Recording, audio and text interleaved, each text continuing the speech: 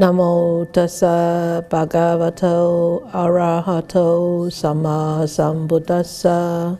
Namo tassa bhagavato arahato sama sambuddhassa. Namo tassa bhagavato arahato sama sambuddhassa. I like this cartoon. I like this very much. It says, in the stillness, wisdom appears. And it so happened that we are talking about insight today. Insight surpasses all. So, this comes from a sutta. It's called Vellama Sutta. So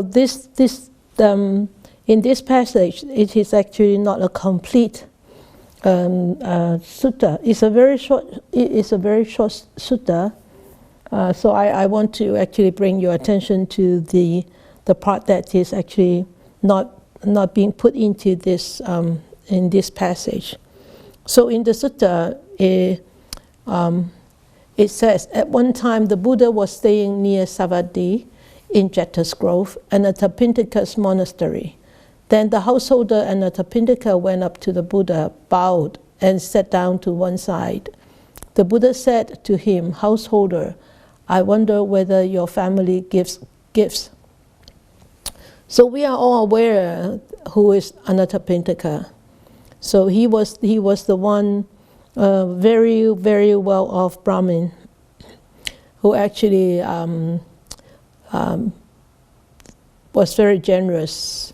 He has always been very generous, and he actually bought this Jeta's Grove and to turn it into a monastery for the Buddha to stay in, to practice and to develop actually a sangha. So Anathapindika was a very fervent, devoted householder at the Buddha's time, and very generous when he was very wealthy.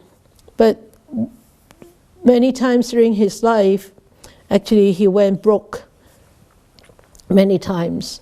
So in here, when the sutta actually when this sutta was compiled, actually this is about Anathapindika when he was broke. Okay, so when he was really had lost his business and he wasn't wealthy at all.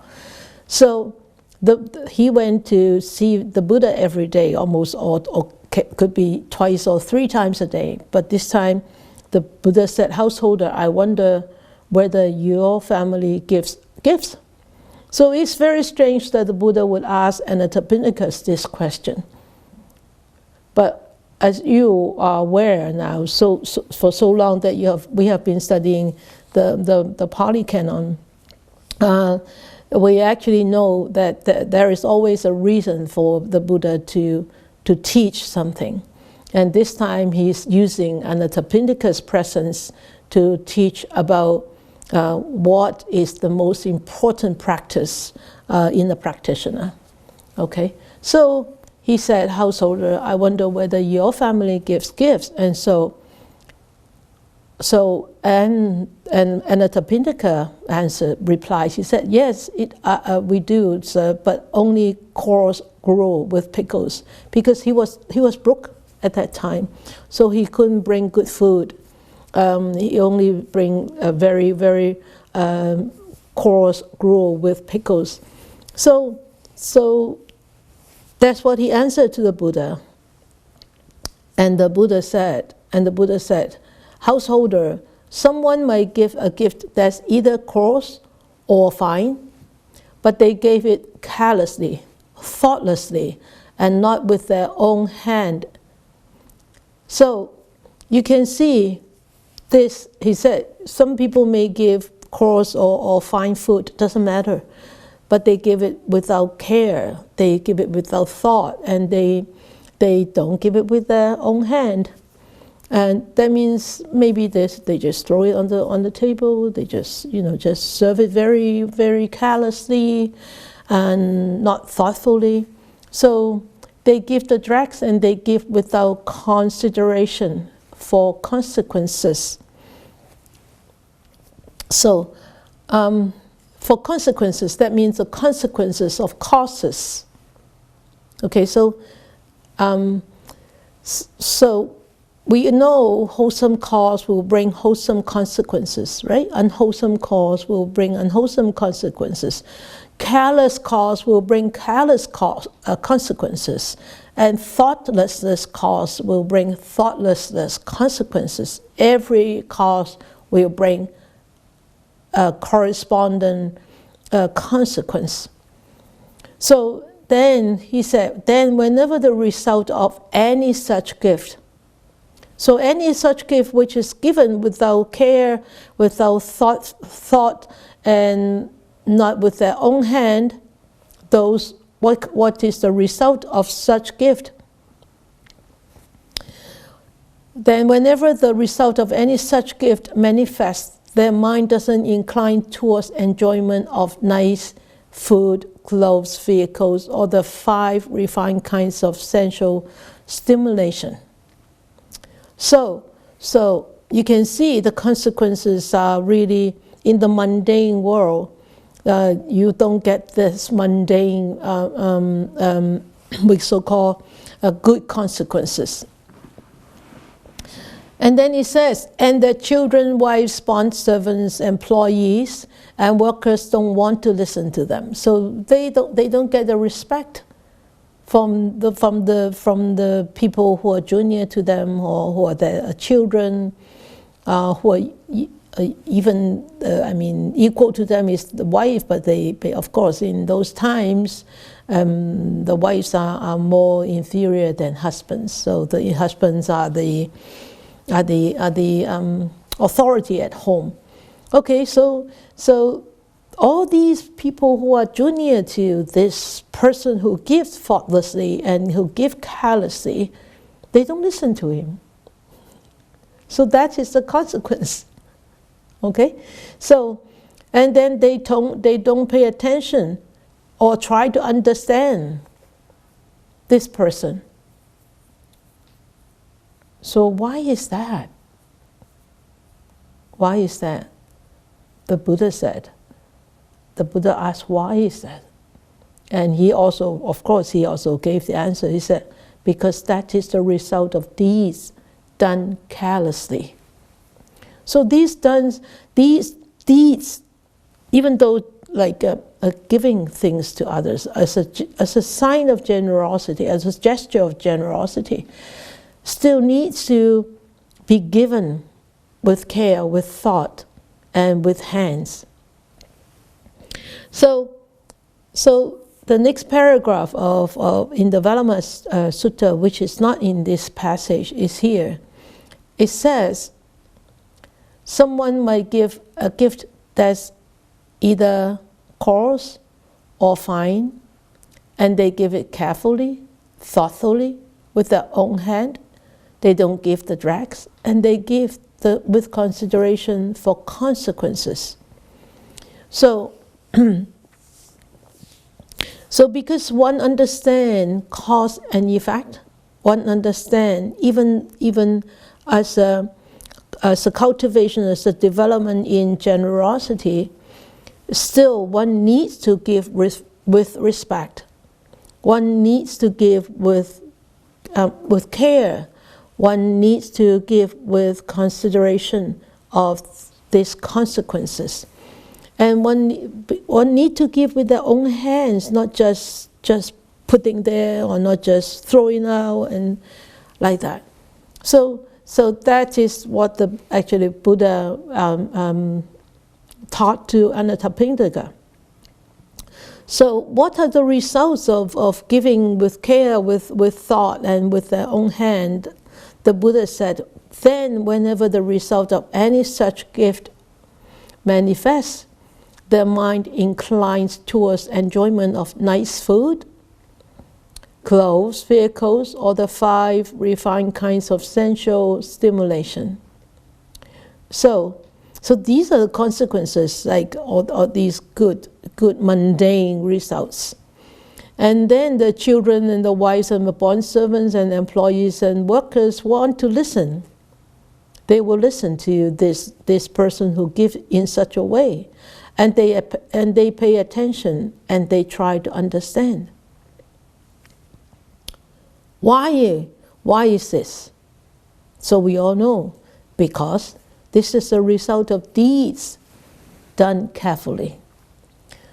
So this is what actually the Buddha told Anathapindika when he actually came.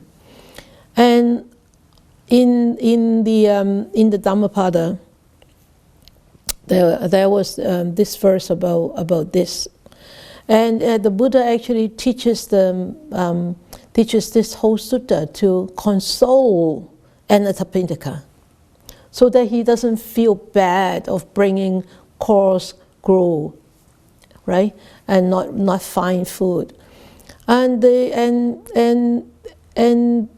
because Anathapindika has been such a devoted, generous student or disciple of Buddha, the Buddha doesn't want Anathapindika to feel so disappointed of not being able to provide excellent food, clothes, and everything else to the Sangha. So that's why the Buddha actually teaches this. And in here, actually, I'm missing one paragraph. And also in here, it also following this paragraph it says, the Buddha said, before actually Valama actually was Buddha in one lifetime. He started to give all these. That is what he. That is the first paragraph. That is the first paragraph in here. In the past household, there was a Brahmin named Valama. He gave such a great alms offering as this. Valama, that was the Buddha in one lifetime. Okay, so in one lifetime, the Buddha has given such rich dana offering, but yet he said there is no such person who can purify this and who are worthwhile to receive those offerings. It is very, very strange to hear that nobody is worthwhile to receive those that Valama was given to, and nobody could be able to purify those donations. It's so daunting to me, and I think because why? I think because Valama already has so much merits in him, right? Even though he was so generous to offer, and nobody can actually surpass his merits at that moment, probably. This is how I feel. Yet to actually maybe dig deeper into this sutta more. So this is the intro in this sutta that was not being put in by Bhikkhu Bodhi in his book, but I wanted to include that. So it gives you an idea where does this whole passage come from, and what is the intro about. So insight surpasses all. So in here it says, the Buddha said to Anathapindika, in the past household there was this Brahmin named Valama. He gave such a great alms offering as this. So what kind of offerings? So great offering of Valama is the 84,000 gold bowls with silver, and 84,000 silver bowls with gold, and then 84,000 bronze bowls with bullions, and 84,000 elephants, chariots, maidens, and couches, and then millions of fine cloths, and then indescribable amount of food, drink, ointment, and bedding. So Velama was giving all these, and the Buddha said, even then, he said, as great as was the alms offering that the Brahmin Velama gave, it would be even more fruitful if one would feed a single person possessed of right view. So he said, even Velama was able to give all these, 84,000 gold bowls with silver and silver bowls with gold, who will be so rich and wealthy. But he said, it won't be fruitful. But bear in mind, this chapter is talking about the way to a fortunate rebirth. Okay, it's not the way to a fortunate a wealth in this lifetime, a fortunate wealth to rebirth. He said, even this doesn't bring you a good rebirth. Okay? He didn't really say that it doesn't bring you a good rebirth, but it will be more fruitful, a better rebirth if you could feed a single person possessed of right view. So this single person possessed of right view means the stream enterer, the Sotapanna. So it would be more fruitful to actually offer to a stream enterer rather than giving all these offering just too casually to anybody. Okay, so then he goes on with this passage. He said, it's even more fruitful, if you could actually offer to one single once returner. The fruits that you offer to one single once returner is way more than you offer to 100 persons with right view. I don't know whether you recall from the 42 chapters, there's something like this, like a hierarchy thing. Remember that? Yeah. So it's almost similar. So this is the once returner, okay, the Sakadagami. So then he goes on, he said, if you start to offer to 100 once returners, but the fruit that you offer to one single non-returner, it way must surpass the fruits of the 100 once returner. So a non-returner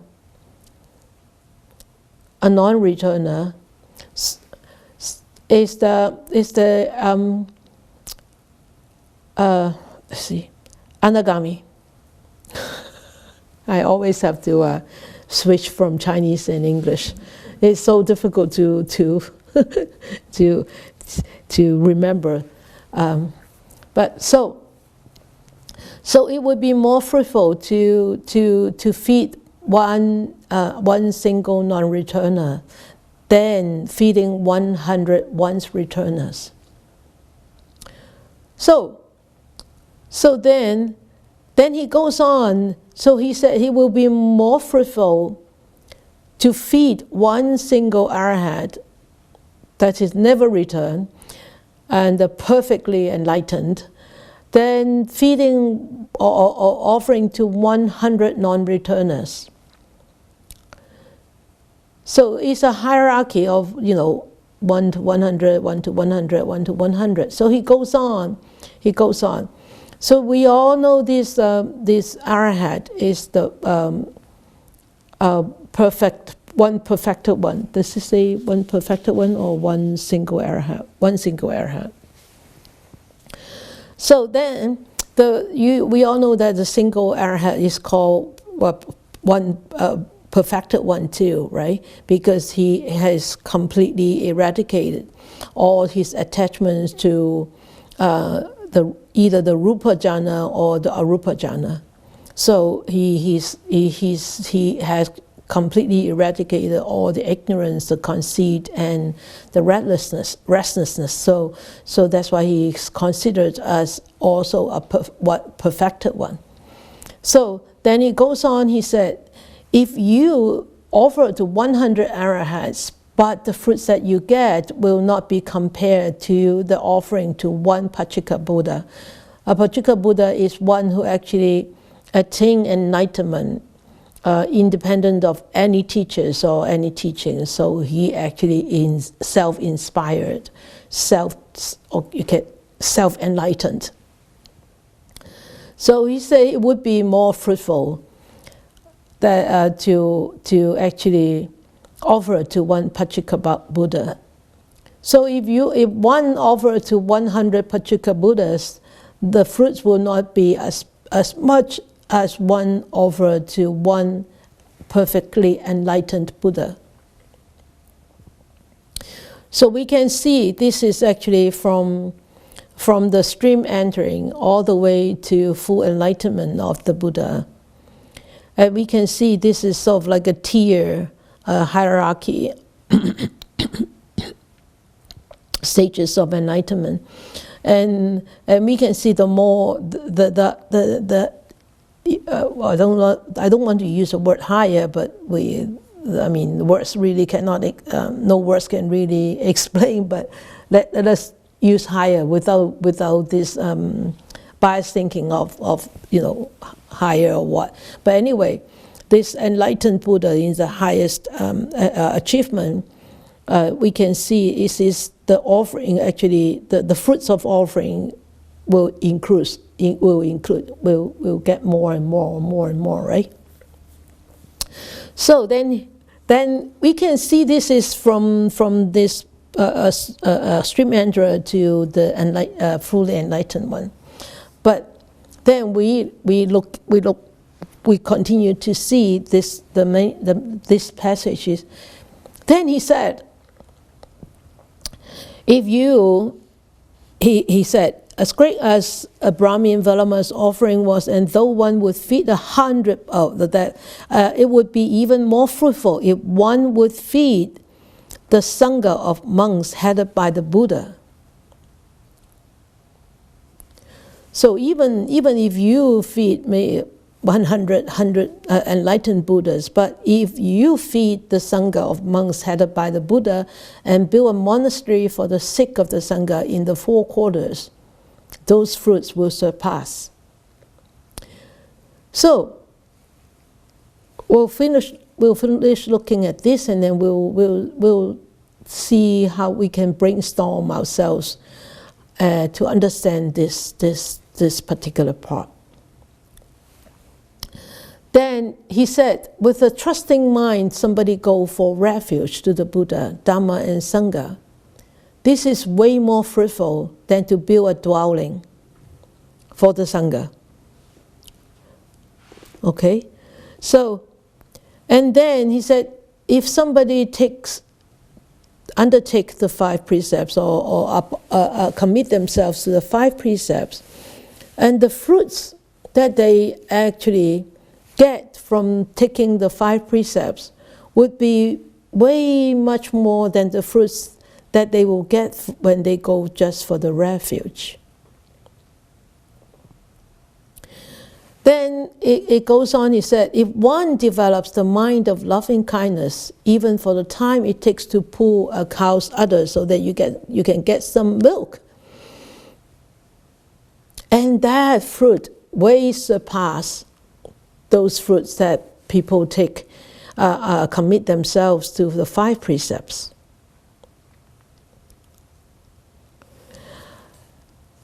And then he said, if one would develop the perception of impermanence just for the time it takes to snap one's fingers, their fruits will surpass those fruits that one actually will attain if he, for one who has already developed this loving kindness. So you can see, hey, that is sort of like going into the supramundane path from the Sotapanna all the way to the Buddha, enlightened Buddha. And here it seems that from the Buddha, it comes down to the triple gem, and then comes down to refuge, and then comes down to precepts, and then comes down to loving kindness, and then comes down to impermanence. Did you see this transition? Yeah? So what do you think that would be, the Buddha would consider, would teach to Anathapindika? He said, as great as all this might be, it would be even more fruitful still if one would develop the perception of impermanence just for the time it takes to snap one's finger.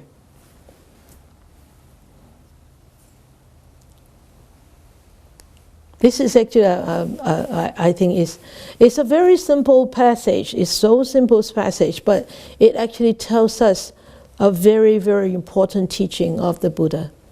It's about impermanence. So all of these stages of awakening really heavily rely on the insight into impermanence. If we actually do not really have developed this insight into impermanence, we would just goes on in the cycles of craving, in the cycles of samsara. There's no way that we can actually come out of it. So that's why in this Valama Sutta, the Buddha praises impermanence. It actually surpasses everything, or insight surpasses all. And why does he use insight? Because with insight you are able to see the true nature of existence. Without insight you can't. And all these stages, all these achievements actually relies just on this insight, seeing through this impermanence. So even though the Buddha praises bounteous generosity, but at the end he said, meditation surpasses even the greatest offering. So, but does it mean that the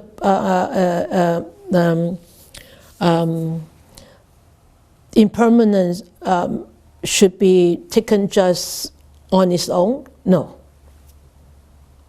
Impermanence,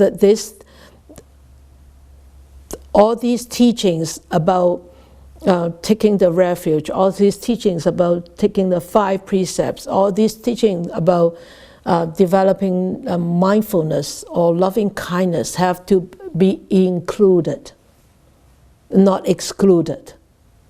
Okay, so you would say, oh, I just sit there and understand this impermanence. I don't need to take the 5 precepts. I don't need to take the refuge. I don't need to take the refuge in the Buddha and the Dhamma and the Sangha. You just sit there. No. That's why he included all this. Okay, so it's a progressive cultivation, a progressive development, and you can see it's not a hierarchy; it is a progressive path. Okay, so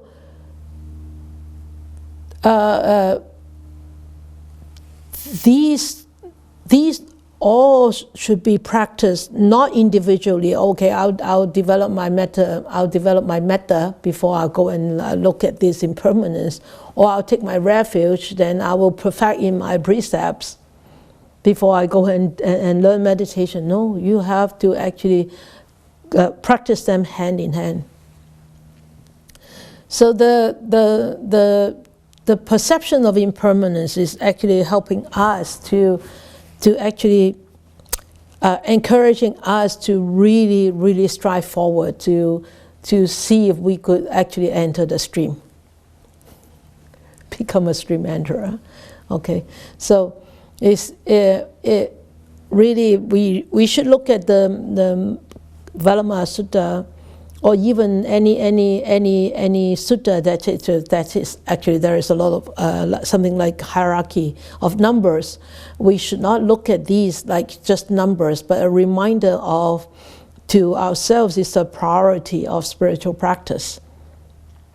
Especially we as or you as a mundane person, that path of taking refuge, that path of committing yourself into 5 precepts, or taking further on the Bodhisattva precepts, is actually a progressive path. And one should not just stay in one stage or one state all the time. You need to strive forward. Okay, in order what? In order to cultivate all these fruits. Okay, so I want to. It's a very short passage, but I want to share with you Dhammapada 374. He said, wherever he sees with insight the rise and fall of the aggregates, he is full of joy and happiness. To the discerning one, this reflects the deathless. Okay, so you can see from here, the Dhammapada in this verse, you can see why the Buddha actually praises one who has insight, who can develop insight to impermanence. Their fruit surpasses everything, right? So you all have the Dhammapada. Just go back and look at this. So contemplating on impermanence, really, actually, as a meditator,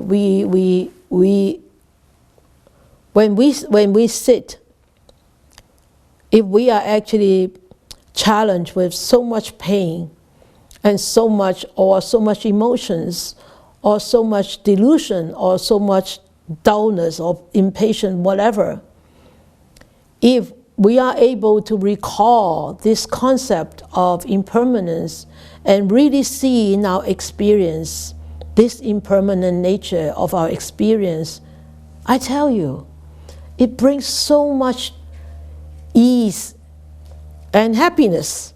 Oh, this will also pass. and this happiness actually is so joyful and is so fulfilling that really nothing in the mundane world can compare. And then, sometimes, of course, in longer meditation retreat, you may experience that more easily. But even during like 1 hour sitting during the day, or and you sit there and your mind doesn't wander, and you could really be in your body, in your experience for a long period of time. That feeling of lightness, that feeling of ease, that feeling of ease is so refreshing, right? And it's so nourishing. And that refreshment, that refreshing and nourishing experience, really, an ice cream cannot give you.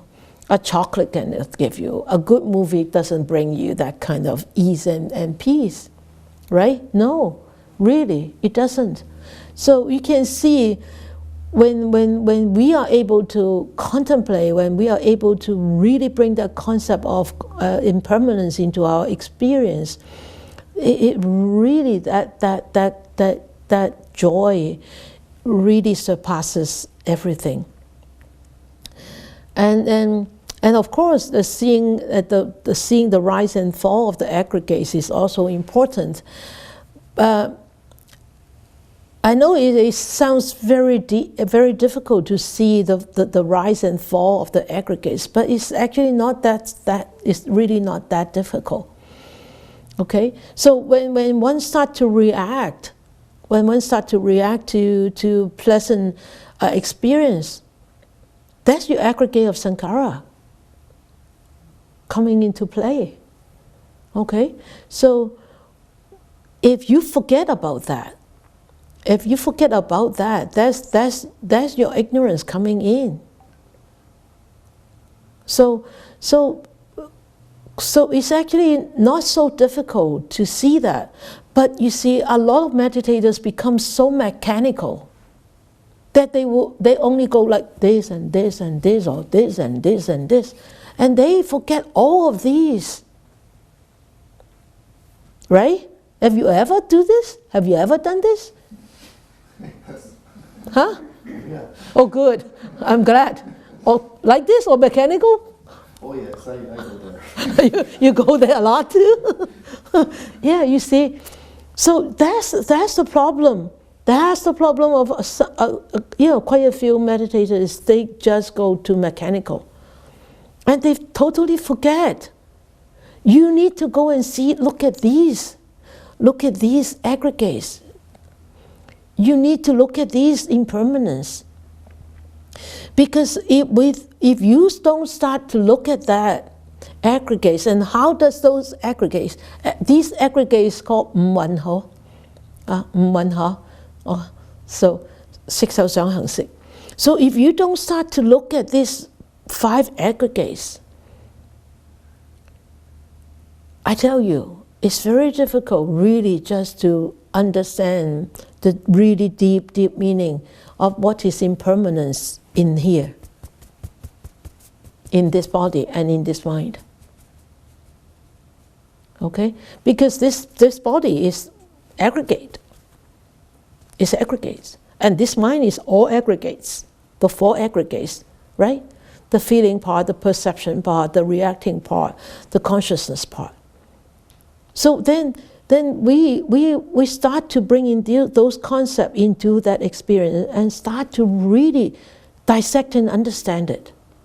You actually investigate at that time. You're not just sitting there, just feeling. You investigate right there. Investigate how does that aggregate working out, playing out. So when you start to, in the beginning it's very difficult, but you need to try. Even throughout the meditation, you try 1 minute or 2 minutes. It's better to try than not to try. And even with the breath, you can see how the aggregate play out too. Okay, so try that and start to dissect that experience, and then you will start to really realize the impermanence in the experiential level rather than in a theoretical, literal level. Okay, and because if you are able to start to really see that experience, I tell you, that experience will bring on that kind of insight. That insight will help us to really detach from our ego, our attachments, anything that are obstacles for our liberation. And with this insight, if we are able to really just have a glimpse of it, even a glimpse of it, it brings so much, as I said just now, so much joy and happiness. Because why? The insight is free of aversion and anger. Because you start to see that impermanence is like, wow, it's coming and going just like this, just like this, just like this, just like this. Why am I so attached to it? Why am I so angry with it? Why am I so angry with him or her? Why? Then you start to really let go. You start to cut those ties. You start to cut those reactions.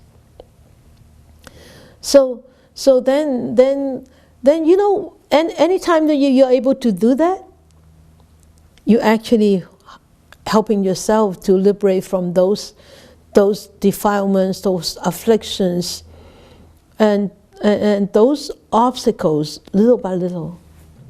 And the reason why we need to really see this impermanence is really, it brings us back to remember the teachings of the Buddha on this wonderful noble path. This noble path of the Eightfold Noble Path, and remind ourselves the only person who can help ourselves to come out from all these sufferings, and the only way to be able to come out of all these sufferings is to walk on this path. Is to walk on this path. And if we are able to do this, if we are able to constantly remind ourselves, and if we are able to constantly drag ourselves back onto this path, and liberation is possible. Don't know when, but it's possible. But if we keep forgetting it, then liberation is impossible. So that's why the Buddha taught in some circumstances, and being compiled in some of these sayings, is if a monk could establish the thought of impermanence, he will be able to see many rewards, and some of these rewards is as the mind will not relish anything in this mundane world. It will not relish anything, and the mind will be free from all these relishes, and the mind will start to or the mind will incline towards liberation, towards extinction. So the Buddha has taught that in other teachings. So in this way, if we could try to understand fully how we are made up, and what is the nature of this makeup, and can we experience this nature? Certainly we can.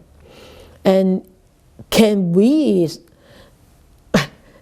experience, observe this constantly and continuously? Then that entails a lot of serious practice, a lot of serious commitment. So that's why this paragraph, the most important message that this whole teaching, the Vallama Sutta brings about, is develop the perception of impermanence. Because if one able to see impermanence, one is walking on this path towards liberation, and one will naturally go into the stream, and naturally will go into Sakadagami and Anagami and Arahant and so on and so forth. Because the Buddha actually sees the teachings. That's why he became a Buddha. So the teachings come first, and the teacher come later. Right? So the teachings of impermanence is that gold teaching.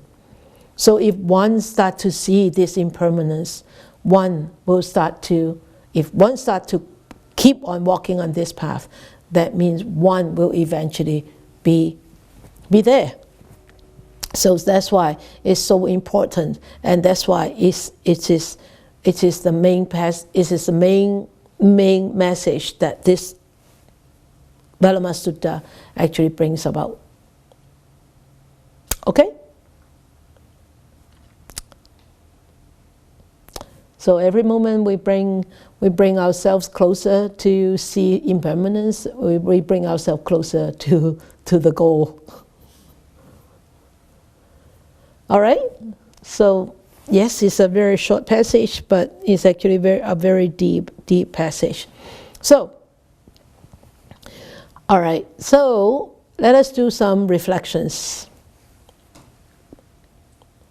So, I'm asking you, if happiness and fortune are the measuring sticks of wholesome consequences, it says in the past chapter, and it also says in this chapter, and then in this chapter, by giving, by taking the refuge in the triple gem, by abstaining and avoiding those unwholesome deeds, and then cultivate loving kindness, understanding impermanence, the happiness and fortune that will bring forth will be different. That will be brought forward. Will they be different from that of the mundane world? Worldly nature, that means, example, the fame, the wealth, the status, the authority, the whatever.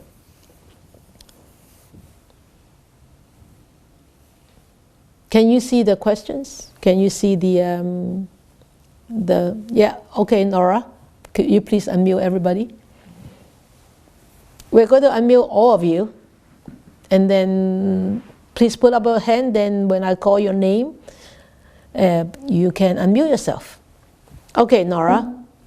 Well, as you said, this is talking about the way to a better rebirth. So yeah, it's beyond fame and fortune in the mundane world. It's leading to a fortunate rebirth. Okay, good. Anybody else?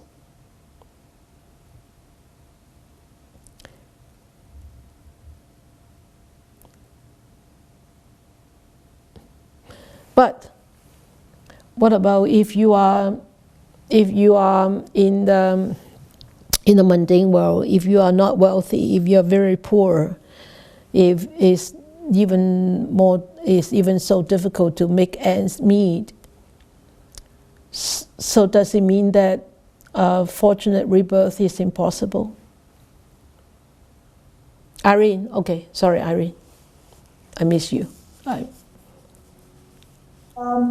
The happiness from the mundane world, yeah, is additional. It's additional. Conditional. Oh, conditional. Yeah. Okay. Conditioned. So the happiness and fortune are measuring from taking the refuge in the triple gem and by abstaining and avoiding those unwholesome deeds and cultivate loving kindness, understanding impermanence. Does lead to lead to enlightenment. That is unconditional happiness. Unconditional. Okay. Unconditional happiness. Okay. Thank you.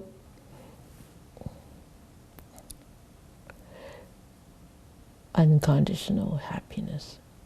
Only that happiness, that unconditioned happiness, really the unconditioned happiness only happens when you really attained total liberation.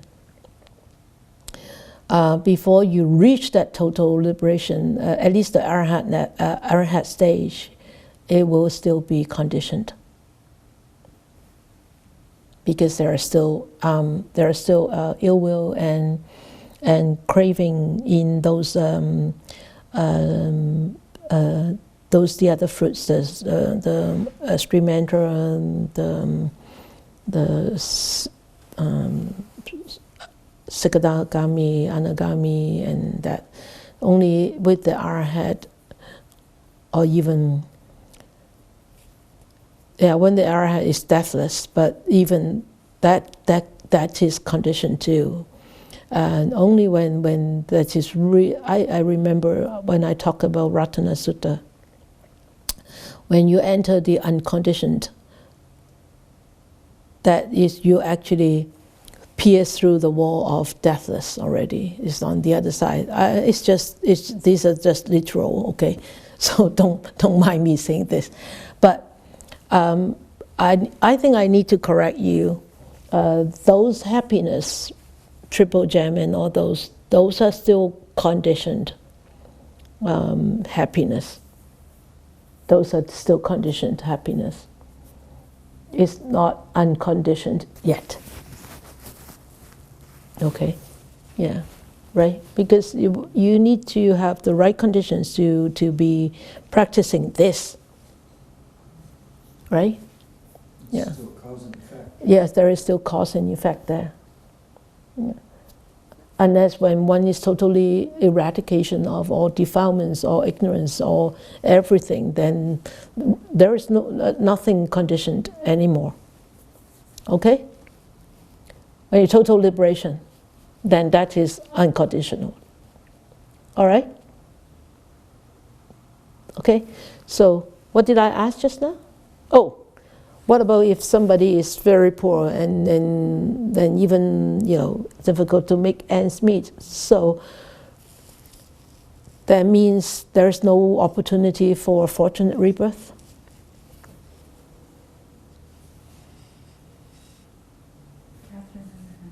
Catherine? Who put their hand up? Catherine. Okay. Yes, unmute yourself.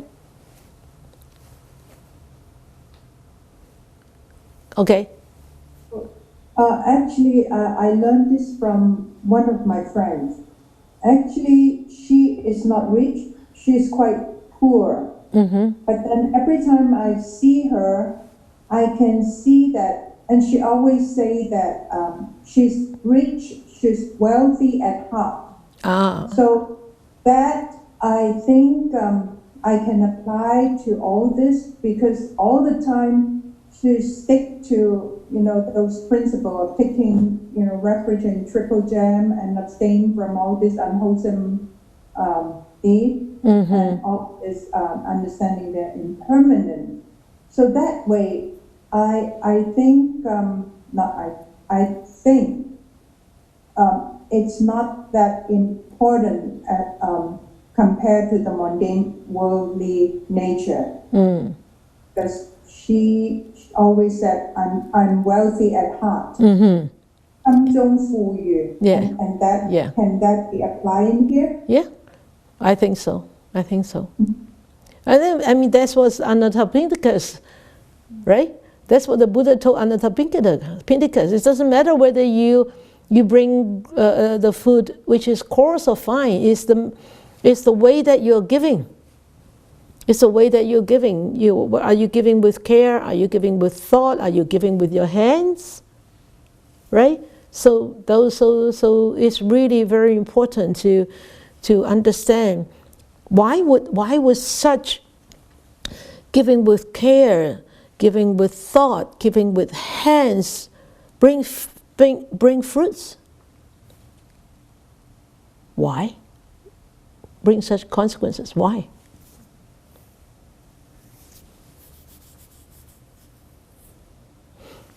How would you feel when somebody just take it? Take it. You take it. How will you feel? You're very hungry and then you have this wonderful loaf of food. Oh, you just take it. Take. And then you say, can I give you this? Can I give you this? How does it feel? You feel appreciated. Yeah. You don't feel inferior, do you, right? You don't feel that you are like inferior to the person who's giving you. That's why in Chinese, we always have to give people, when we give things, we always have to give with two hands. We were taught when we were little. Always. If we don't, you get the hack from mommy. You get a hack from mommy, really. We were taught when we were little. One of the etiquettes that Confucius actually really emphasized. Yeah. So whether it's just a pen, whether it's a piece of paper, we seldom go like this. We always go like this. So it's a respect. And where does that respect come from? It's come from the mind. And the mind manifests is in the actions. So if you have such a mind respecting and not belittling others and not looking down on others, then you will give with thought, you will give with care, you will give with hands. And I always tell this story. It's so strange. People pick up the phone and say, I will always say, hello, Tan Sifu, or hello, Jenny, whatever, okay, I'm just making up a name. And they would say, hi. Or when they call me, they never call you sister. It's so strange. I'm not used to this. Whenever I hear that, I need to be extra mindful, extra mindful, not to give the person a sermon about addressing people. But it happens so often, especially when I teach in meditation, then I need to call the kitchen, or I need to call. I said, hello, good morning, I'm Sister Jessie. And he said, yes. I said, could I speak to somebody? No, say just a minute or whatever. And then you say, oh, that means wait. I think it's so. To me, I think it's very impolite. And also writing emails and writing messages, no addressing. Even though, yes, it's for you. WhatsApp is for you. But blah, blah, blah, blah, blah, blah, blah, no, dear Sifu, no, nothing. Blah, blah, blah, blah, blah. What do you think? What do you feel? I know it's a very different culture, but still, it's actually with the heart, with the thought. It's a kind of respect to me. To me only. So you don't have to fulfill my culture preference, okay? But that is how I think. I think in the Buddha's teachings too. I always say, why would people come in and pay respect and then stand on the side and wait? They don't barge into saying the Buddha, I'm going this question, blah, blah, blah, blah. No, never. They just pay respect, they stand on the side, and then wait. And then the Buddha will ask, householder, or monks, or nuns, then you raise the question. So simple things actually reflects and what the Buddha actually taught in his demeanor. Okay, so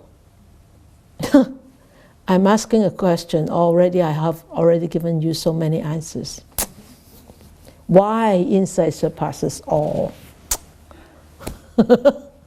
I have already given you all the answers. Can you just give me one answer, please? Anybody? Be so kind. Why insight surpasses all? No? You're not a kind person? Oh, yes. It's not my answer, it's yours. But Sifu, something struck me tonight that you said, there's ease in insight. There's ease in insight, yes. And I think about the mundane, worldly nature. There's not ease in some of the things we get in the mundane world, but with insight, yes. Yes. It just struck me that you said that. So Yeah. I'm using that as my answer. Okay, good. Varsha is sharing said there is ease in insight because what I taught about tonight. And she said in the mundane world, a lot of times there is really no ease. Actually, there is a lot of tension, hey? Tension all the time. And so with insight, you've got ease and it's sort of like a hush moment, and it's sort of like so nourishing and so calming, right? Yeah, that's nice. Insight surpasses all. Good. Anybody else want to share? Oh, Mali, that's great. Mali and then Nora. Mali first.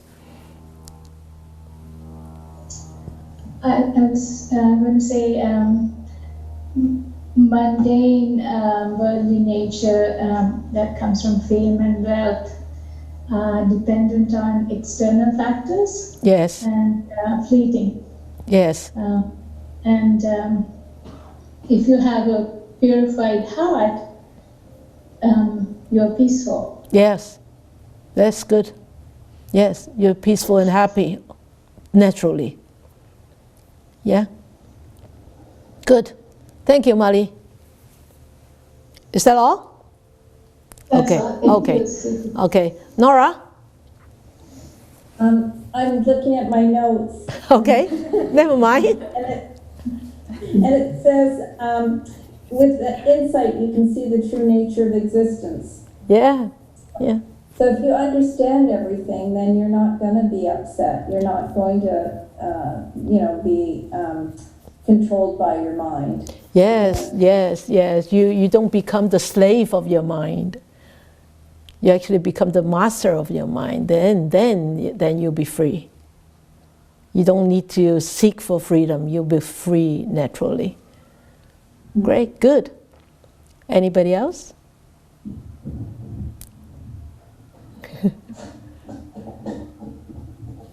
No? Sifu, I think one of the really amazing things that insight or something surpassing the mundane world is that it opens everything so much. It opens up, yeah. In a way that you can't even think of before that experience. Like we were talking about with the kids this afternoon, and I was trying to bring that up to them, like something beyond these six senses, and they're like, what? And they just, and Daddy just made some joke, and I said, but really, like, just keep it in the back of your mind. Yeah, yeah, yeah, yeah. Yeah, only Eva was sharing, they were talking with the kids today about these six senses, and they told the kids there's something beyond these six senses. And the kids said, are you kidding me? Mommy, are you kidding me? And she said, just keep your minds open, because there's really something really beyond that. Unless you really experience that, really it's very difficult to believe in it, to see in it. But at least the Buddha has taught that. And that's why it's so important is, one, if you're able to always constantly try to bring the teachings back to your experience and dissect your experience with the teachings, then you will really come to a understanding of, yes, this is what the Buddha taught. I can experience this, and this is truth. And so, the more you gather those experiences, the more experienced you are, and then the naturally this insight, what does it mean? But it's just a true understanding, that's all. It's really not some really high-sounding achievement. It's true understanding. That once you truly understand, then before you understand, that kind of suffering will be removed after you understand. If you don't understand, then you will suffer. But once you understand, then you say, oh, let go, come on, let go. You will naturally let go, I tell you, really, you will. I experienced that, really, you will. How difficult it is, you can just let go, really. Yeah. And it doesn't bother you anymore. Okay? Irene, have something to say? Okay, Irene? Well, Yeah. I have a question. Yes. Okay, if a lay person through the rope offering during the katina ceremony, if the person is not there and have someone else to do the offering for, he or she, does it consider give it carelessly, thoughtlessly, and not with their own hand? No. No? Remember, these are all gestures. These are all gestures, actually manifested by the intention. The intention manifests in these gestures. So if this person cannot be at a katina that means Sangha Dana, at a katina, but he or she has this thought, this wonderful thought of giving, and yet he gives the money or he gives the whatever to the friend, could you please offer on behalf of me? So that is a thoughtful act. That is not a careless act. That is an act with care, because the mind has this wanting to give. That is the intention. Remember, always the intention, that is always the intention that counts. But with such an intention, it will manifest. If you are really physically there, it will manifest in this kind of physical actions. All right? Yeah? Claire? Irene? Good. All right. Finished? Done? No questions? No questions? Okay. All right, great. Okay, so let us dedicate our merits.